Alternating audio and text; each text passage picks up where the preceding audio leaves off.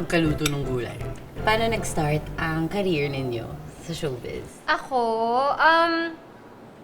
nag-start talaga ako sa commercials. 3 years old pa lang ako. Nagko-commercials na ako, nag-rap na ako. Sino po for nagpasok sa inyo doon, Mommy? Mommy ko. Yan, so ang unang-unang teleserye yung ginawa niyo po is... Anna Karenina. How old were you po nun? 14. Nasa bahay ng pinsan ni Daddy eh. Iyak nga ng iyak. Mahal na mahal na kasi si ate mo eh. Anong fondest memory niyo ng pagpasok niyo ng pag-showbiz? Di niyo makakalimutang experience. Hindi ako marunong mag-Tagalog. First day, nasigawan na ako kasi baloktot yung dila ko. Hindi kayo nagtatagalog. Tagalog. Sabi na, sabi na ko, ito, artista to. Kasi so, nung time niya, pero okay lang, sigawan mo ko. Naging learning, experience sa akin. So, ginaling ako ng mag-Tagalog. Naging motivation. Mas na-push pa. Oo. Tayo mo, babalik ako ng mas magaling. Balik ako ng diretso yung Papakita ko dila sa'yo. Oh. Ay, English yun nun eh. I shall return and I show you. Okay, pwede na kahit paano. Pwede na din. Pumasok kayo din at naging malaking part ng career niyo ang mga sexy roles. Yes. Yes. Question lang. Ninong Rafi. What age did you realize na parang sexy icon si Tita? I was grade 5, schoolmates ko. OMG. She would drop me off sa school. Magdala ng balls. Sasabihin niya sa tito, can you sign my balls? Oh my gosh, ganun talaga. So, yun. Teka lang po kasi parang napapansin ko nung binring up ko yung topic, iba yung ngiti ni Kuya Dudu. Parang may mga naaalala siya eh. Ano ba, napanood mo ba yung May flashback. May flashback ba? Oo, parang ano kasi, parang... Ano? Wag ka na magpigil! Hindi kasi hindi lang si talaga. Ano? Si Ninong Rafi, yung napalaki ni Miss Maui. Ano? Pati ako kasama. Pinalaki Si Miss Maui din talaga nagpalaki sa akin. Pinalaki ka na siya! Oh, yung sa vlog nga ni Miss Maui, sobrang tawan-tawa ako. Legendary talaga. Alin? Bakit?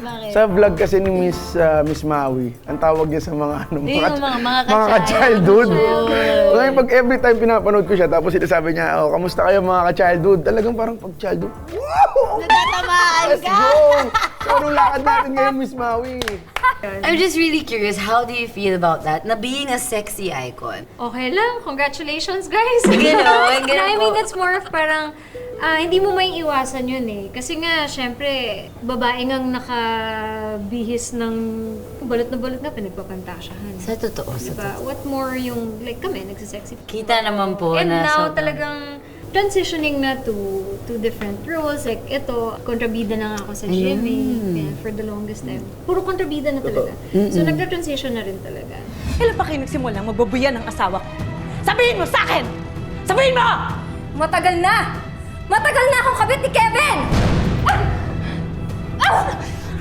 Your kids po, meron na po ba silang idea? Alam lang nila, sasabihin lang nila, Mommy's an actress. Feeling wala, niya, wala wala pa pa. silang nakikita.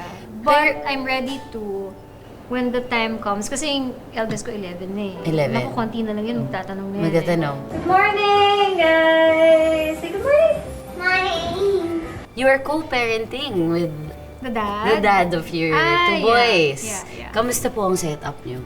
Dati, we were in one house. Oh? Pero now, no more na. As in, like, we've really separated. Paano po yun? May rules ba pag ganun dapat? Ang concern ninyo dapat is yung for the welfare ng bata. Of the kids. Yeah. They're the focus. Yan yung Yes. focus. Kung meron man kayong away, isang tabi nyo muna. Kasi hindi siya makakatulong while deciding for what's good para sa anak ninyo. Ngayon po ba may nagpapatibok ng puso niyo? Wala, pero madami nagpaparamdam. Ayan na. Sa mga nagpaparamdam, shout out sa inyo. Hi guys! Mag-take note na kayo. Thank you for being game sa Thank you. kwentuhan. Oo naman. Maglaro tayo ng game.